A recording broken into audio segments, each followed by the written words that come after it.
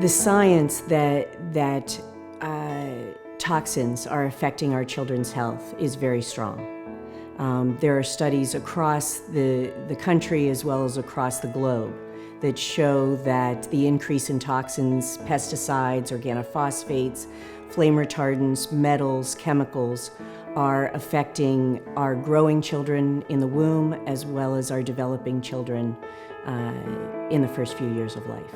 It's shocking to know that in this country, roughly 12% of couples cannot have a child, they're infertile.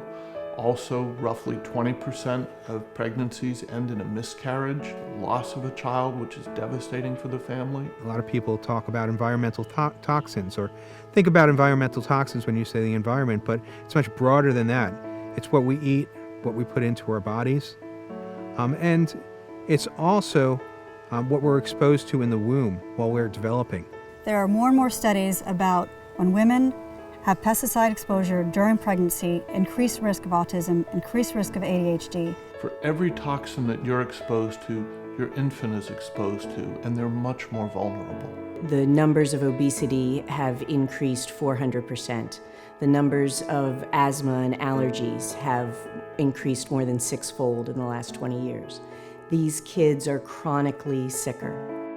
The focus of the Neurological Health Foundation is to have the chance for every woman, every man to have a healthy child. One of the great things about NHF is we put together an outstanding team of a scientific advisory board, including many top physicians, researchers, nutritionists, scientists, all working together. The Neurological Health Foundation's mission is to help families raise neurodevelopmentally healthy children before pregnancy, during pregnancy, and in the first couple of years of life.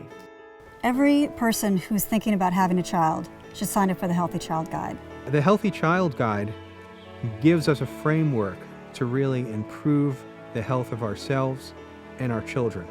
The main areas of the Healthy Child Guide are to improve nutrition, take a high-quality prenatal supplement starting preconception, to reduce toxic exposures, to get appropriate medical testing, to exercise and try to reduce stress, and to wait between pregnancies. The Healthy Child Guide has very specific areas of guidelines, and they break it down into nutritional guidelines, very specific.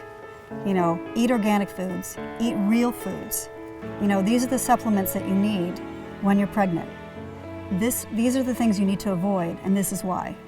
The healthcare system in this country is great at responding to illness, but it's really not very good about responding to prevention and trying to prevent those problems to begin with. And that's where we need to focus.